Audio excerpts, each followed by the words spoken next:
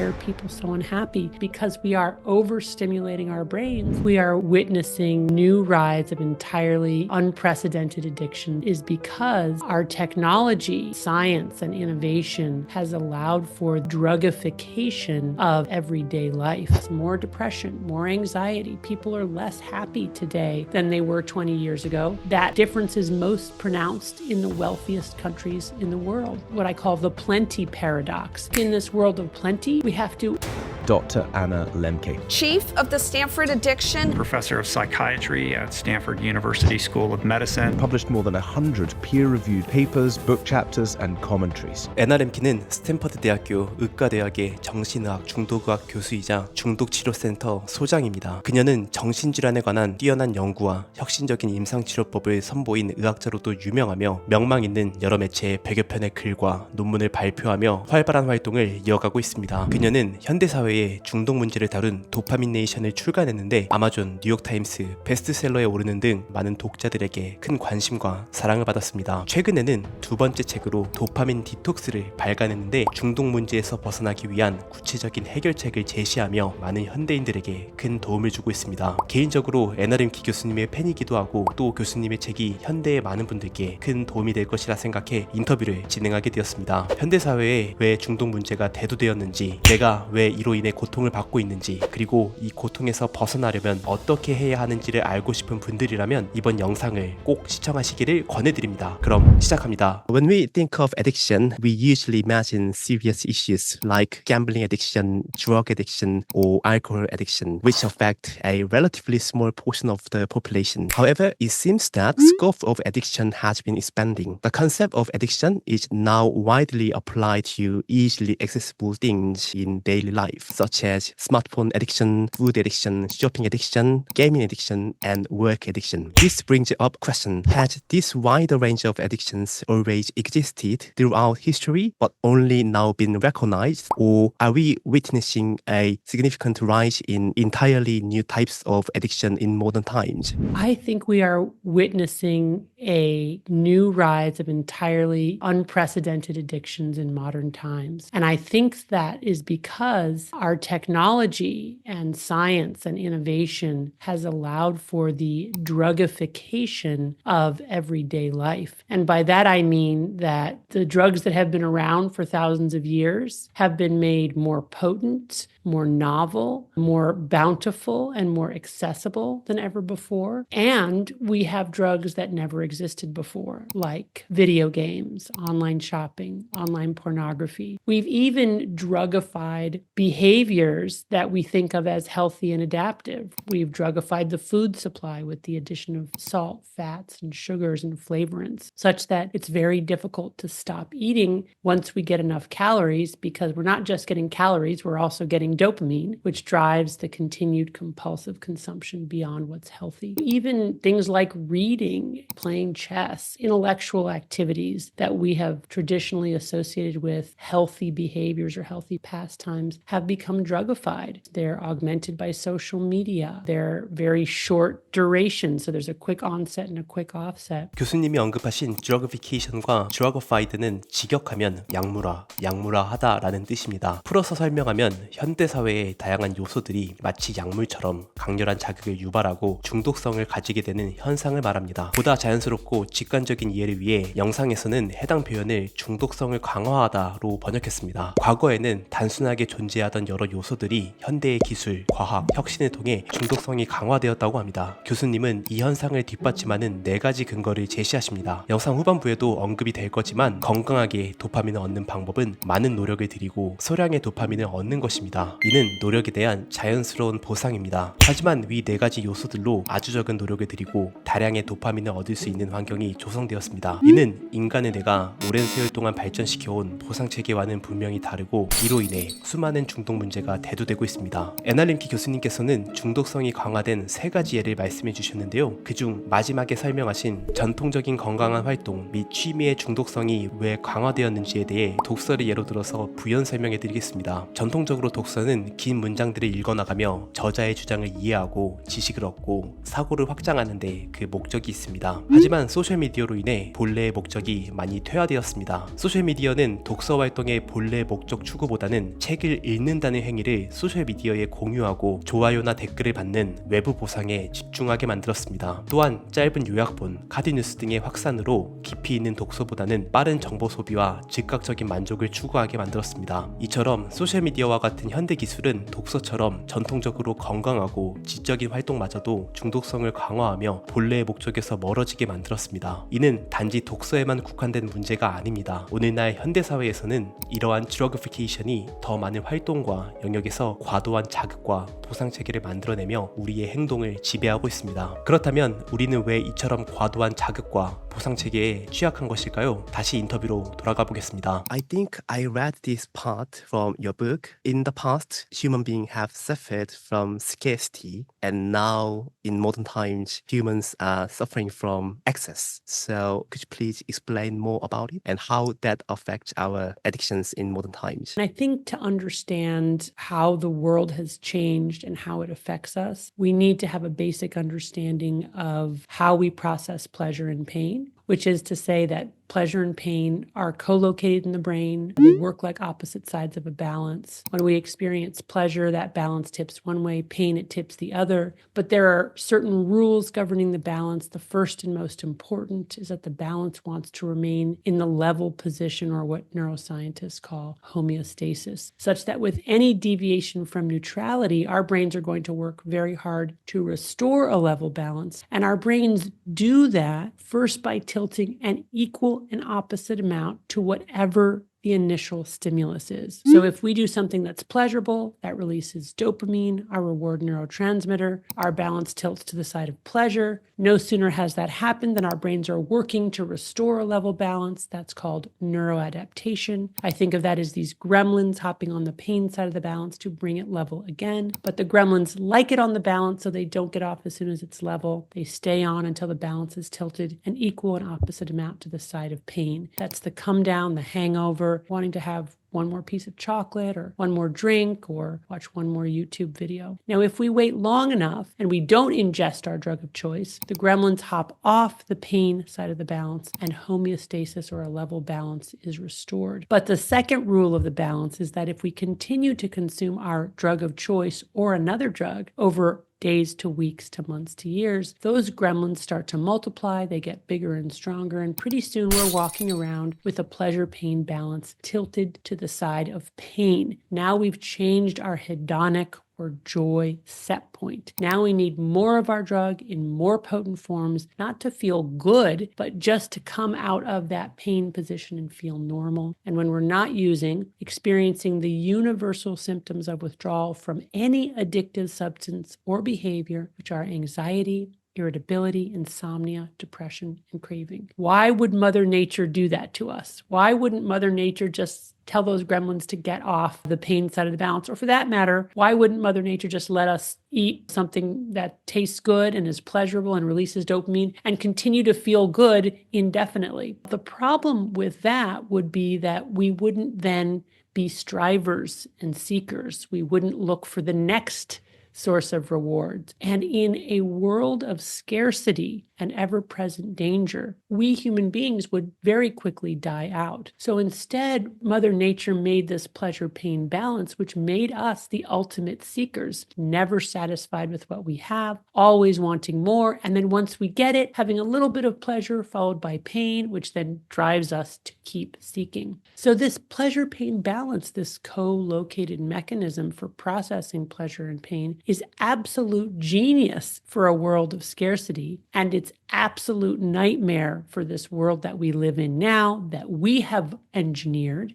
this world of overwhelming overabundance, where we're insulated from pain and exposed to not just modest natural rewards, but these highly potent, highly charged rewards that we have created. And as a result, our brains are reeling, trying to figure out how to compensate for the overwhelming stimulation and source of dopamine that we're getting, which I think is driving us not just to become more addicted, but is driving our mental health crisis, more depression, more anxiety. People are less happy today than they were 20 years ago. And that difference is most pronounced in the wealthiest countries in the world. So we have this, what I call the plenty paradox. I know that Korea has one of the highest suicide rates in Asia. The United States, our suicide rates among young people are at unprecedented high levels. What's going on here in this world of abundance? Why are people so unhappy? And I would argue it's because we are overstimulating our brains with all of these feel-good things that we eat and smoke and drink and do, such that our brains are trying to compensate by down-regulating dopamine transmission. We're ending up in that dopamine deficit state, those gremlins on the pain side of the balance. 영상 초반부터 도파민의 부정적인 측면에 집중하며 내용을 전개했는데 사실 도파민은 우리에게 꼭 필요한 호르몬이기도 합니다. 도파민은 우리가 목표를 설정하고 성취할 수 있도록 동기를 부여하는 삶의 원동력 같은 역할을 하기 때문입니다. 그렇다면 우리는 어떻게 해야 도파민을 삶의 긍정적인 방향으로 활용할 수 있을까요?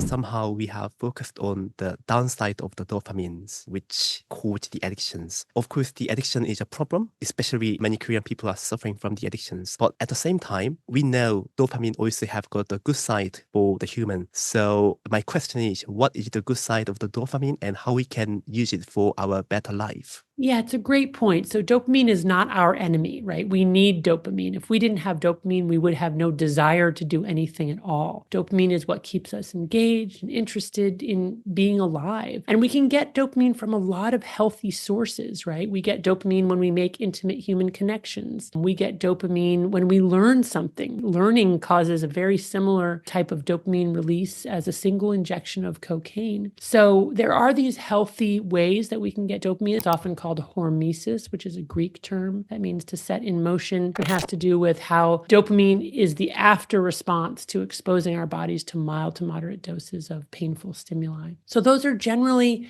healthy sources of dopamine because they require effortful engagement up front, and we get a little bit of dopamine after a lot of work. And so when you're thinking about what constitutes healthy dopamine, in general, healthy dopamine comes, again, when we have to do a lot of upfront work and wait to get a little bit of dopamine. Unhealthy dopamine is when we, for almost no work at all, and get a stimulus that releases a lot of dopamine all at once. Swipe right, swipe left. So we have to be very wary of unhealthy dopamine, but we need to seek out healthy sources of dopamine. A big caveat there is, like, we always talk about human connection as a vital and healthy source of dopamine. And yet social media has drugified human connection. So wherever we look, even these healthy sources of dopamine have been made less healthy than they used to be because they've been made, again, more accessible, more novel, more bountiful, more potent. So I think it's really hard, honestly, to not indulge, in things that are not good for us, because these things that are not good for us are virtually everywhere. 교수님께서 언급하신 것처럼 현대사회에서 중독적인 요소에 빠지지 않고 살아가는 것은 쉽지 않습니다. 많은 분들이 여러 중독 문제로 힘들어하고 계신 것도 흔히 목격되는 사회 현상 중 하나입니다. 다행히도 NRM키 교수님은 도파민 디톡스를 통해 중독 문제를 극복할 수 있는 구체적이고 체계적인 방법을 제시했습니다. 특히 이 방법은 도파민의 스펠링을 활용한 8단계로 구성되어 있어 기억하고 실천하기 쉽게 잘 정리되어 있습니다. 각 단계에 대해서 가볍게 개념을 소개하는 정도로 설명을 부탁드려 보았는데, 보다 자세한 내용과 구체적인 사례는 책에서 직접 확인해 보시길 추천해 드립니다. In the age of indulgence, finding a balance in life and overcoming addiction are crucial. I was impressed by the 8-step method using the acronym dopamine to achieve this balance. Could you outline each step and explain how it contributes to achieving balance? Sure, I will happy to do that briefly, but I will say that the dopamine acronym for achieving balance is the structure around which the Dopamination workbook is designed. So for folks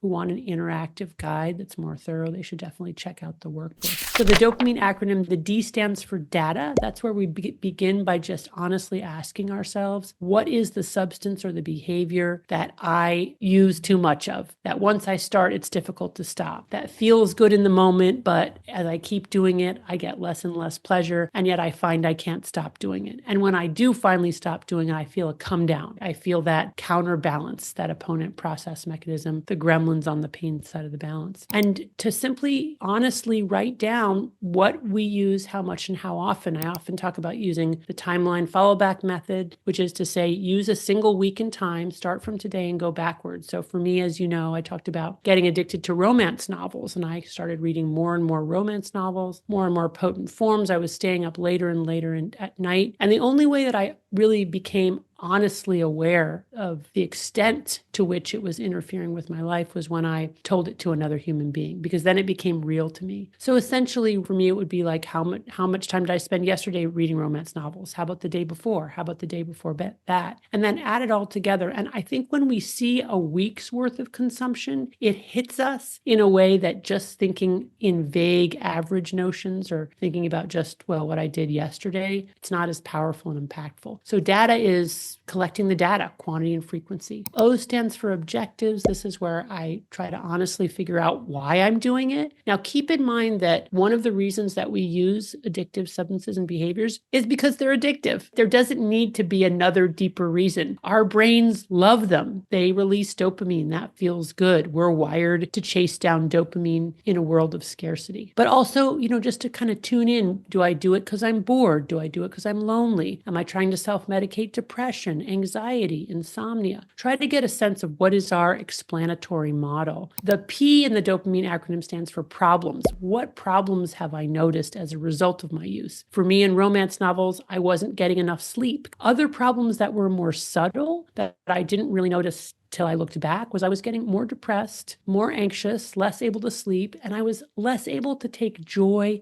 in other more modest rewards. And that's a big one. The way in which our drug of choice narrows our focus, hijacks our reward pathway such that other things we used to enjoy are no longer pleasurable. The A of the acronym stands for abstinence and also asceticism. So abstinence has to do with the dopamine fast. That's where we commit to abstaining from our drug of choice for 30 days. Why 30 days? Because that's on average the amount of time it takes to start to feel better, which is another way of saying the first 10 to 14 days of abstinence feel terrible. We're in withdrawal. We're constantly craving. We're rationalizing why we should keep using. And we can't imagine that we'll ever get out of that state of craving. But the amazing thing is that the longer that we can go without smoking, without drinking, without eating junk food, without using TikTok or video games or pornography or whatever it is, the faster we get to a place where the craving starts to die out. And that is you have to experience it to believe it. So I always tell my patients, remember, when you do the dopamine fast,